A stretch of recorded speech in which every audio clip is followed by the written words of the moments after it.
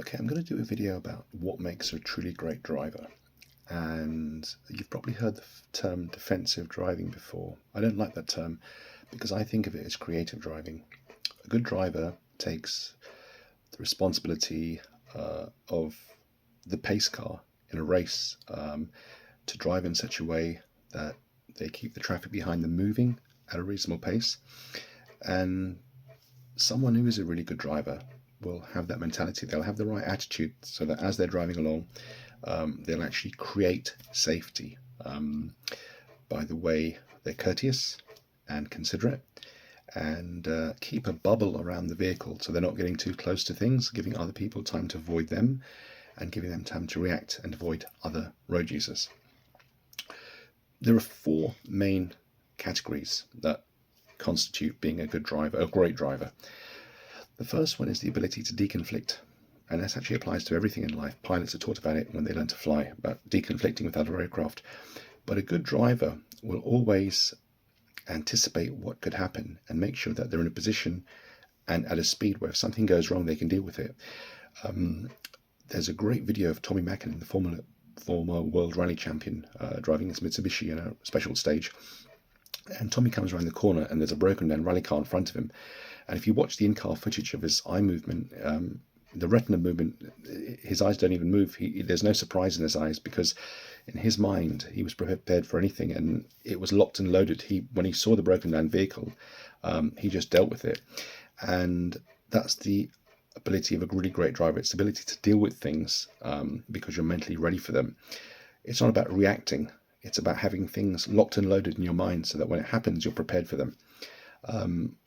I always tell my trainees, it's a little joke actually, that in any relationship, women tend to deal or focus on the problems and men tend to focus on the solutions. Well, when you're driving, that's key. You need to be looking for the solutions all the time when something goes wrong. So what you'll find is people are less experienced. If they come around a corner and there's a broken down vehicle or an accident, initially their first reaction will be surprise. Then they'll tend to want to stop while they're processing what's going on and looking or thinking about what to do next. A great driver will see the broken down vehicle or the accident. They'll immediately check their mirrors, signal, and prepare to move out because they're not going to get bogged down. They want to deconflict. They want to deal with the situation, get around it, and keep going. And then if they need to stop and help, they can stop and help. But to get your vehicle out of conflict as soon as possible. The second thing that makes a truly great driver is the ability to read not one or two hazards at a time, but to read the entire road. So what I mean by that is if you're driving along and you see a set of traffic lights in front of you, you're not just thinking about those traffic lights, you're looking beyond them to see what the next set of traffic lights are doing or what developing hazards are beyond the traffic lights. So when I'm teaching, I have to be able to look to the vanishing point of the road. That's as far as I can see and deal with everything. And then my mind is thinking about things I cannot yet see to keep the trainees safe. I'm looking for clues on the road like bridges, bridge signs, trees, power cables, where the road's bending, and just the nature of the road. Is it getting narrower? Is it getting wider? Is it getting busier? So I'm doing all this just to try and keep the vehicle safe. At the same time, I'm thinking about, sometimes we're carrying up to 7 trainees on the vehicle, and I'm thinking about, where I'm going to stop for lunch, where I'm going to stop for toilet. So I'm planning the route. I'm thinking well ahead, hours ahead, in fact. So the third thing is actually vehicle control. Now, when you drive your car on the road, you're not sliding it. You're not anywhere near the limit of what the car can do. But as a racing driver or a rally driver, you've got to keep the car at the limit. And in the case of a rally driver, you've got to go beyond the limit because there's such little grip. You have to take the car way beyond the limit of adhesion. Now, with that comes a level of skill that you don't see on the road. I mean, with a performance vehicle, you tend to use the pedals to actually steer the vehicle. A rally car or a racing car, once you go into the corner, once you've steered in, you balance the car through the pedals, either using the gas pedal or the brake pedal to actually promote, oversteer or understeer, and provoke the vehicle sometimes into doing what you want it to get around the corner as quickly as possible. I mean, rally drivers use the handbrake to perform handbrake turns because that's sometimes the quickest way around a corner. You wouldn't do that on the road. The police would be chasing you. And the fourth thing that makes a really great driver is consideration and etiquette. And people aren't taught this. So simple things like zip merging, keeping a safe distance when you're in car parks to allow other vehicles to reverse into parking spaces and not being right behind them.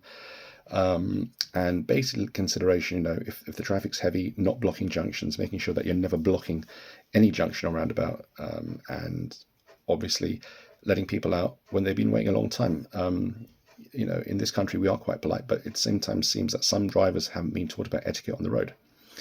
So just to recap, number one, it is deconfliction, to make sure that when something happens, you're getting out, you're moving away, you are putting your vehicle in a safe position to overtake, and then once you've done that, you can deal with whatever it is you need to deal with.